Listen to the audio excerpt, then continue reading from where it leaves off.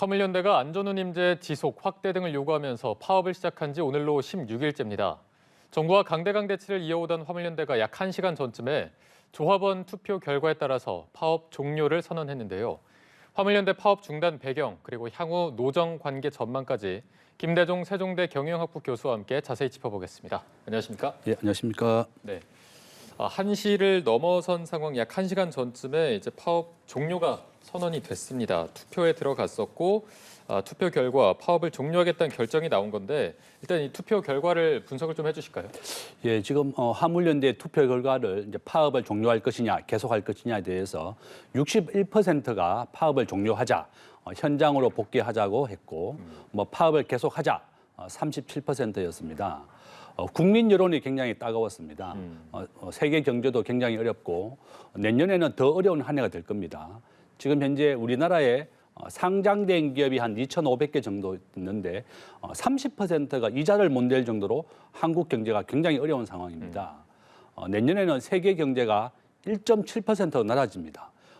금년보다 더 어려운 한 해가 될 것이다. 이런 상황인데 이 화물연대가 파업하게 되면서 지금까지 약 한 3조 원 정도 큰 피해를 줬습니다. 우리나라는 수출과 수입으로 먹고 사는 나라입니다. 이것을 우리는 이제 무역 의존도라고 부르는데요. 우리 대한민국은 전 세계에서 무역 의존도가 두 번째로 높습니다. 75%입니다. 한국은 수출과 수입으로 먹고 사는 나라다. 그런데 이렇게 물류를 정지시키고 물류를 막아버림으로 인해서 이렇게 우리나라의 수출에 큰 영향을 주었고 한 3조 원 정도의 막대한 피해를 주었습니다. 원래 당초에 금년 5월 달에 파업을 했을 때는 정부가 3년간 일몰을 연장해서 해주겠다. 이렇게 했는데 화물연대가 좀 무리하게 파업을 한 건 사실이죠. 딱 두 가지입니다. 이렇게 3년간 일몰을 연장하는 것으로 그치지 말고 영구히 아예 그냥 영구하게 우리가 안전운임제를 해달라는 거고, 두 번째는 지금 현재 품목이 딱 두 가지입니다. 시멘트와 컨테이너 딱 두 가지만 안전운임제가 되고 있는 것을 다른 품목으로 확대를 해달라. 지금 우리나라의 전체 화물 기사가 43만 명입니다. 화물연대 소속에 된 기사분들이 한 2만 2천 명 정도 되는데 한 5% 정도가 차지합니다. 그래서 전체 화물기사의 43% 가운데 5%밖에 안 되는 이 화물연대 기사분들이 이렇게 파업을 주도했는데, 그래서 정부의 입장에서는 우리가 5월 달에 분명히 3년간 연장을 해주고 잘 합의를 했는데 불법 파업이다 이렇게 주장한 거였습니다. 그래서 다행히 이제 오늘 61%로 복귀하기로 했는데, 이분들도 국민들의 여론 약 한 80%가 빨리 현장에 복귀하고 파업을 종료해달라. 이런 여론도 굉장히 따가웠고 또 경제도 너무 어려운 상황이기 때문에 대성적인 차원에서 이제 이번에 파업을 종료했다 이렇게 입장을 밝히고 있습니다. 네. 사실 이게 어제까지만 해도 민주노총이 2차 총파업도 하겠다 이렇게 예고했기 때문에 이 강대강 대치가 계속 가는 거 아니냐는 우려가 많았는데 오늘 이렇게 갑자기 철회하기로 한 가장 큰 요인은 어떤 거라고 분석해요? 저는 한 두 가지 요인이 있다고 봅니다. 첫 번째는 경제가 너무 어려운 상황이기 때문에 국민들의 여론이 너무 따가웠다는 거 하나 하고, 말씀해 주신 부분이죠. 두 번째는 민주당에서도 3년 일몰제 연장이 가장 타당하다. 여당에서 당초에 금년 5월 달에 3년 연장을 해주겠다 이렇게 했는데 이렇게 무리하게 영구히 일몰제를 하는 것이 아니라 영구히 해달라는 거고, 품목을 두 가지 품목에서 더 확대해달라는 거였습니다.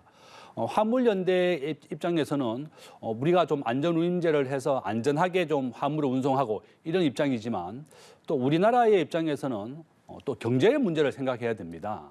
그래서 우리나라는 전 세계에서 무역 의존도가 두 번째로 높은 나라이고, 또 안전운임제라고 하는 것이 굉장히 좋은 제도이지만 또 단점도 있습니다. 좀 설명을 해드리면, 우리가 최저임금제라고 하는 것은 우리가 최저임금을 보장하기 때문에 한 달에 한 200만 원 정도 급여를 받게 됩니다. 최저임금제를 하게 되면.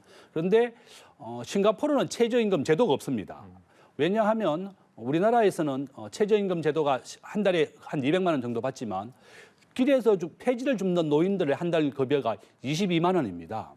그러면 최저임금 이하 이 노인들은 나는 한 100만 원만 받고도 최저임금의 반만 받고도 일을 하고 싶다고 하는데, 정부가 최저임금 제도 200만 원을 규정해 놨기 때문에 그 이하로 일을 하게 되면 형사처벌을 받게 되는 겁니다.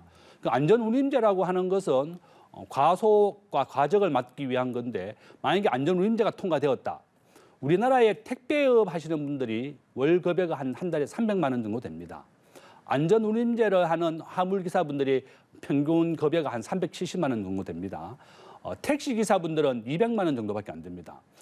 요약하게 되면 만약에 안전운임제가 전 품목으로 확대되고 영구하게 된다 그러면 한국의 경쟁력을 잃어버리게 되는 겁니다. 싱가포르가 최저임금 제도가 없는 이유는 한 달에 100만 원만 받고도 이와 같이 비숙련공, 몸으로 먹고 사는 사람들, 노동으로 먹고 사는 사람들을 우리는 비숙련공이라고 부르는데요. 이분들을 실업자를 만들어버리는 겁니다. 길거리에서 폐지를 줍는데 22만 원밖에 못 버는데 만약에 최저임금 제도가 없는 싱가포르 같은 경우는 이분들이 내가 근로만 해도 한 달에 100만 원만 받는다. 이러면 당연히 폐지를 줍지 아니하고 청소를 할 겁니다. 이와 같이 안전운임제가 만약에 강제로 이렇게 품목이 확대되고 영구히 된다 그러면 한국이 경쟁력을 잃어버리게 되고 그럼 이 운송 비용을 대해서 우리 국가가 부담하거나 우리 국민들이 다 부담하게 되는 겁니다. 네네. 그러면 이렇게 한국의 상품에 대한 경쟁력이 떨어진다. 이런 여러 가지 복합적인 요인, 야당과 여당에서 얘기했던 3년 1몰제에 대해서 야당에서도 일단 법을 수용하기로 통과했고 그다음에 국민 여론은 따갑고 국내 경제 상황도 굉장히 어려운 상황. 여러 가지 복합적으로 화물연대가 철회를 했다 이렇게 봅니다. 네. 어려운 경제 상황에 따른 국민 여론 그리고 민주당이 3년 연장안을 받아들인 부분을 그 배경으로 꼽아주셨는데 그 지금 정부 여당 입장이 뭐 원점 재검토라던가 재논의에 대한 이야기가 나오고 있어서 이 부분은 정확히 어떤 입장인 겁니까? 정부 입장은 그렇습니다. 굉장히 정부 입장은 금년 5월 달에 우리가 분명히 3년을 연장해 주겠다 이렇게 했는데 품목 확대를 요구하고 안전운임제 영구화해달라고 불법 파업을 벌였다 이렇게 입장을 벌이는 거죠. 윤석열 대통령은 법과 원칙에 의해서 불법적인 파업이기 때문에 절대 수용할 수 없다 이런 강경한 입장입니다. 여당도 대통령실과 정부의 입장 굉장히 강경하고 법과 원칙에 의해서 집행하겠다는 입장이기 때문에 지금 강대강으로 나가고 있는데 저는 정부에서도 좀 양보 좀 해야 됩니다. 대화를 좀 하고 설득을 통해서 화물연대측이나 화물기사분들에게 한국 경제와 세계 경제가 이렇게 어려운데 우리 경제가 파업을 하고 연장이 된다 그러면 우리가 다 같이 공멸하게 되는 겁니다. 우리 같이 상생을 하고 우리 한국 경제를 잘 이끌어갈 책임이 있는 겁니다. 그래서 정부도 화물연대나 민주노총에 대해서 설득을 꾸준히 해야 되는 겁니다. 자료를 제시하고 안전운임제가 도입되어서 급여가 한 20% 정도 올라갔거든요. 화물연대가 소속된 조합원들이 안전운임제를 통해서 급여를 한 370만 원 정도 받습니다. 급여도 한 20% 정도 개선이 되었고 사고율도 한 9% 정도 낮아졌다고 나와 있습니다. 그래서 이렇게 장점과 단점에 대해서 또한 충분한 경제적인 상황에 대해서 설득을 해서 이렇게 꾸준한 대화와 상생이 이런 대화 문제를 해결할 수 있는 겁니다.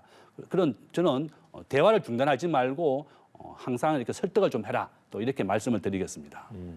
지금 그동안 이제 보여준 입장이 계속해서 강대강 대치하는 모습이었기 때문에 정부도 조금은 양보해서 대화하는 게 중요하다고 말씀해 주셨는데 어쨌든 오늘 약 1시간 전쯤에 파업 철회 결정이 나왔기 때문에 이제부터 대화가 본격 논의되는 거 아니겠습니까? 좀 물꼬가 트일 수 있다고 보십니까? 저는 이제 본격적으로 물꼬가 트일 거라고 봅니다. 여당의 입장에서는 당초에 우리가 3년 1몰제 연장해 줬는데 왜 파업을 했냐는 입장이고 화물연대층이나 이제 야당 쪽에서는 야당은 이제 3년의 법을 오늘 통과시켰죠. 일방적으로 야당에서 단독 통과를 시켰고 또 화물연대 측에서도 기존에 원했던 거 원래 3년 연장이 합의가 되어 있었는데 영구히 해달라는 게 화물연대 요청이었습니다. 두 번째는 이번에 파업의 쟁점은 굉장히 간단합니다. 3년 1몰제가 아니라 영구히 안전운임제를 시행해달라.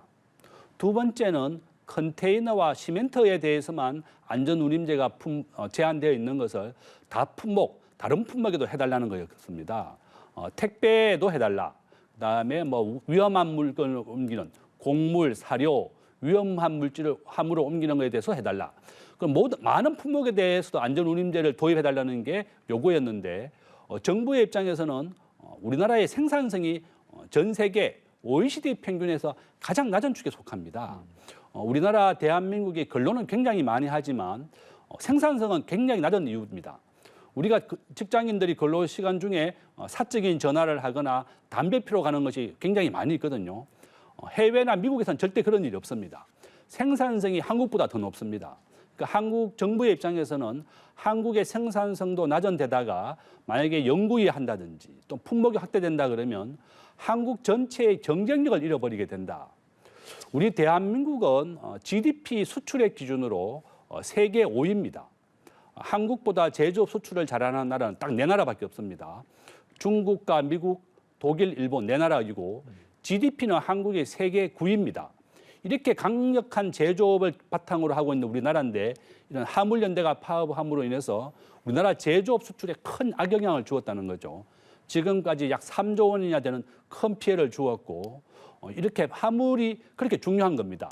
화물연대가 보면 파업을 할 때 화물을 멈추어서 세상을 멈춘다 이렇게 너무 강력한 너무 좀 자기 주장이 좀 강했죠. 그래서 저는 상생을 좀 선택해라. 정부에서도 정부 또 일방적인 주장 법과 원칙으로만 하는 것이 아니라 이렇게 자료를 보여주고 설득을 해야 된다. 이렇게 또 말씀을 드리겠습니다. 네. 자, 저희가 업무 개시 명령 얘기도 좀 해보겠습니다. 이제 1차 업무 개시 명령 시멘트 분야에 있었고 어제 2차로 철강 석유화학 분야도 업무 개시 명령이 내려졌는데 1차에 그 시멘트 업무 개시 명령이 내려졌을 때 실제로 어느 정도 좀 효과가 있었다라는 평가가 있어서 현장에서는 그 뭐 출하량이라든가 그런 부분은 좀 어땠습니까? 굉장히 크게 개선되었습니다. 화물연대가 파업할 때만 해도 10% 20%밖에 안 되었었는데 시멘트 업종에 대해서 정부의 업무 개시 명령 이후에 시멘트가 96%까지 확대가 되었고요. 우리나라의 철강과 화학에 대해서도 정부가 업무 명령을 준비했었습니다. 특히 석유화학은 우리 대한민국에서 가장 중요한 수출 품목 중에 하나입니다. 반도체 다음으로 수출 품목 1위와 2위가 바로 석유화학입니다. 대한민국은 석유를 원유를 사와서 그것을 가공을 해서 항공유, 휘발유, 경유 등으로 수출을 합니다. 호주는 100% 한국의 항공유를 수입해서 사용하고 있는 나라입니다. 이렇게 한국은 원유가 한 방울도 안 나지만 이 원유를 가공하는 능력이 세계 최고 수준입니다. 그래서 만약에 석유화학까지도 파업을 했다 그러면 하루 피해액이 1,200억 가까이 되었었다. 그래서 저는 시멘트라든지 정부가 업무 개시 명령을 함으로 인해서 96%라 다시 가동하게 되었고 화물연대 비노조원들도 정부의 업무 개시 명령을 반기는 입장이었다. 본인들도 업무를 하고 싶은데 이렇게 비노조원 전체 43만 명의 화물기사 중에 화물연대 소속은 5%밖에 안 됩니다. 한 2만 2천 명 정도가 이번에 화물연대 파업을 이끌어 갔었는데 비화물연대 조합원들 중에 일부는 동조하는 이유가 안전운임제라든지 정부가 주는 유류보조금 같은 자기의 소득을 올려주고 급여가 올려주는 것은 누구나 찬성하거든요. 그래서 일부 비노조원들도 동조를 했었다. 그래서 결론은 정부의 업무 개시 명령이 큰 효과를 발휘했다. 이렇게 볼 수 있습니다. 네. 앞서 이제 물류 중단 사태로 인한 우리 경제에 어떤 피해가 있었고 영향이 있었는지 수치로 말씀해 주셨는데 사실 이게 출하 차질이 계속되면 이번 주말에 굉장히 큰 고비가 될 것이다라는 얘기가 있었습니다. 일단 종료가 됐으니까 이게 바로 어느 정도 복구가 되는 건지 아니면 복구까지 어느 정도 시간이 걸릴지 어떻게 봐야 되겠습니까? 복구까지 어느 정도 시간은 좀 걸릴 겁니다. 지금 화물연대는 이제 업무 복귀를 하게 했기 때문에 곧바로 이제 열심히 또 일을 할 것이다 그렇게 보고 있고 만약에 석유화학 같은 경우가 굉장히 큰 문제가 됩니다. 보통 석유화학은 원유를 우리가 가공해서 수출을 하는데 이 만약에 생산이 중단된다 그러면 그 복구하는데 15일 정도 걸립니다. 우리가 2020년 코로나 시대에 많은 나라가 수요와 공급이 멈춘 것이 바로 코로나였습니다. 석유를 사가지 않으면 그 송유관이 굳어버리고 석유화학 원유가 굳어버리게 됩니다. 그래서 미국에서 2020년도 코로나 때 배럴당 마이너스 30달러까지 갔습니다. 마이너스 30달러는 뭔가 하면 석유를 사가기만 하면 운반비를 대줬습니다. 그 정도로 석유화학이라든지 수출 품목에 대해서 굉장히 중요하다. 그래서 저는 화물연대가 이 석유화학 분야 철강에 대해서 파업을 하지 않고 종료한 것은 정말 다행스럽다. 이렇게 우리나라의 석유화학마저도 이렇게 물류가 중단되었다 그러면 더 큰 피해를 줬을 것입니다. 그래서 저는 이렇게 파업을 빨리 조기에 중단하고 우리 근로자들도 화물연대분들도 빨리 업무에 복귀해서 빨리 이 업무를 시행해라. 한국 경제는 수출과 수입으로 먹고 사는 나라이기 때문에 이 물류가 굉장히 중요합니다. 그래서 저는 빨리 업무에 복귀해서 도와달라. 한국 경제를 좀 살려달라 이렇게 말씀드리겠습니다. 네. 그런데 이번 그 정부와 화물연대 갈등 속에서 국제노동기구가 등장을 했었습니다. 이제 화물연대가 업무 개시 명령을 내리니까 ILO에 개입을 요청을 한 건데 이 부분은 그러면 지금 종료가 된 상황에서 앞으로 어떤 식으로 전개가 됩니까? 아마 이제 그 쟁점 부분이 그렇습니다. 지금 화물연대는 근로자의 정당한 파업이기 때문에 ILO가 자기 측에 손을 들어줄 것이다 그러고 또 정부의 입장에서는 업무 개시 명령은 우리나라 법에 명시되어 있습니다. 노무현 대통령 때 만들었던 법입니다. 그래서 ILO의 그 판단하고 상관없이 또 이 화물연대 파업이 종료되었기 때문에 저는 크게는 영향이 없을 것이다 보고 있고 다만 화물연대 측이 주장하는 것은 향후에 품목을 확대하는 것을 야당 측에서 이번 법안에 만들어놨습니다. 그래서 정부의 입장에서는 이 법안을 또 수용하기도 굉장히 힘든 상황이 될 것이다. 그러면 여당과 야당이 굉장히 조율을 해야 될 것이고 화물연대는 품목을 더 늘리는 것에 대해서 이 처음에 나온 법안에 포함이 되어 있기 때문에 좀 쟁점이 될 것이다. 그래서 ILO의 쟁점에 관련해서는 큰 문제가 없을 것이다. 저는 그렇게 보고 있습니다. 지금 이제 품목 확대 부분을 말씀해 주셨는데 이 부분도 이제 정치권에서 논의가 있을 것으로 보이지만 품목이 확대될 가능성 그리고 품목이 확대된다면 경제적으로 어떤 효과가 좀 일어나게 됩니까? 저는 전혀 좀 바람직하지 않다고 생각합니다. 제가 앞에서 말씀드렸습니다. 최저임금 제도는 정말 좋은 제도입니다. 우리 경제학자의 80%가 최저임금 제도가 정말 좋은 제도다.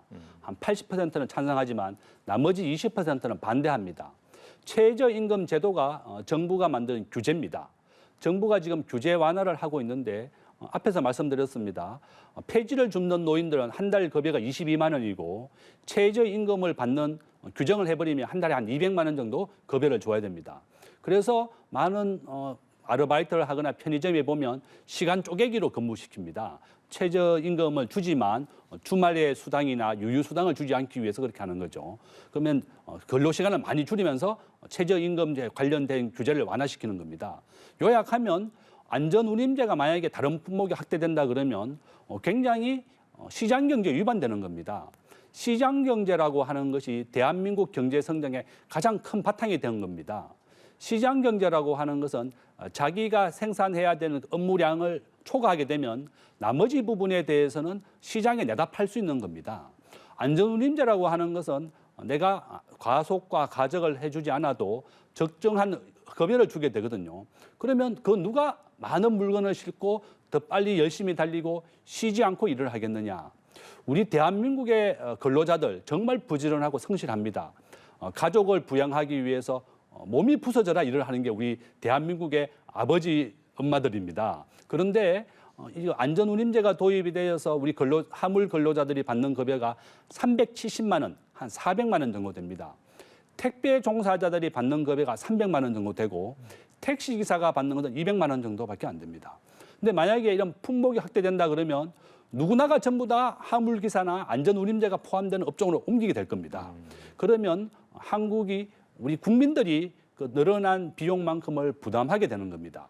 또는 국가의 세금으로 그 비용을 부담해야 되는 거죠. 그래서 저는 한국의 경제의 근간을 이루는 것이 바로 시장경제 원칙인데 안전운임제는 최저임금제를 더 확대하는 거나 마찬가지입니다. 그러면 누가 더 열심히 일을 하고 열심히 쉬지 않고 일을 하겠느냐. 그래서 저는 품목 확대는 좀 바람직하지 못하고 좀 더 검토를 해야 되겠고 안전운임제를 여야 과거에도 3년제 민주당 정부 때 3년제 일몰제를 했던 이유가 경제에 대한 부작용이 혹시나 있을지 모르기 때문에 영구히 하지 아니하고 3년을 해둔 겁니다. 그래서 이번에 일단 3년제로 야당에서 법안을 내놨는데 거기에 대한 것뿐만 아니라 품목 확대에 대해서도 정부는 더 검토하겠다 이런 입장이죠. 그래서 저는 경제적인 관점, 학자적인 관점에서 품목을 확대하거나 또 영구히 하는 것은 좀 문제가 있다. 좀 더 정확한 데이터를 연구 결과가 필요하다. 이렇게 말씀드립니다. 아직 데이터가 쌓일 만한 기간이 충분하지 않았기 때문에 조금 더 검토할 부분도 있고 논의할 부분도 있고 데이터도 좀 필요해 보이는 상황인데 지금은 어쨌든 파업 종료가 되긴 했지만 완전히 뭐 갈등이 봉합됐다라고는 볼 수 없을 것 같아서 앞으로 이런 사태가 일어났을 때 혹은 앞으로 어떤 좀 위험성을 가정했을 때 경제 피해를 최소화할 수 있는 방안 그런 게 있다면 어떤 게 있을까요? 저는 정부와 일단 한쪽의 일방을 주장하는 사람들에 대해서 법과 원칙은 정말 좋습니다. 그렇지만 좀 더 설득과 상생이 필요합니다. 우리 대한민국이 지금까지 세계 최고의 경제 성장률을 이루고 아시아에서 가장 잘 사는 나라 중에 하나가 되었습니다. 우리나라의 1인당 GDP 소득이 3만 7천 불 정도 됩니다. 우리나라는 수출 무역 의존도라고 제가 말씀드렸습니다. 75%가 수출과 수입에 먹고 사는 나라고 금년에 우리 대한민국의 1인당 수출액이 일본 국민의 2배입니다. 일본은 내수가 75%고 수출 수입 무역 의존도가 25%밖에 안 됩니다. 이 대한민국의 일본의 1인당 소비 지출을 능가했거든요. 우리나라가 일본보다도 1인당 구매력 지수도 일본보다 더 잘 살게 되었습니다. 바로 금년의 기준이 되었습니다. 이와 같이 대한민국은 수출과 수입, 무역 의존도로 일본을 압도했고 1인당 국민 수출액이 2배 정도가 되었다. 이와 같이 반도체, 철강, 석유화학 이런 것이 한국의 수출 품목 1, 2위가 되면서 한국 경제가 이렇게 성장해 왔기 때문에 저는 앞으로 이런 문제가 나온다. 화물연대 전체 기사 중에 파업을 주도했던 분들은 5% 정도밖에 안 됩니다. 그래서 저는 정부가 이러한 일부분이지만 파업을 주도하고 있기 때문에 이분들에 대해서 경제에 대한 충분한 설득을 좀 해라. 설득과 설명, 왜 우리가 더 많은 노력을 해야 되는지, 왜 일몰제를 3년간 연장해야 되는지, 품목을 시멘트와 컨테이너로 되어 있고 더 다품목으로 연장을 하게 되면 어떠한 부작용을 가져오게 되는지 충분한 설득을 해야 되는 겁니다. 그래서 저는 설득이 좀 부족했다. 그래서 결론은 정부와 또 야당과 그다음에 화물연대 간의 대화와 설득이 지속적으로 필요하다. 이렇게 또 말씀을 드리겠습니다. 네, 알겠습니다. 화물연대 파업 철회 배경 그리고 이후 전망까지 함께 짚어봤습니다. 김대종 세종대 경영학부 교수와 함께했습니다. 고맙습니다.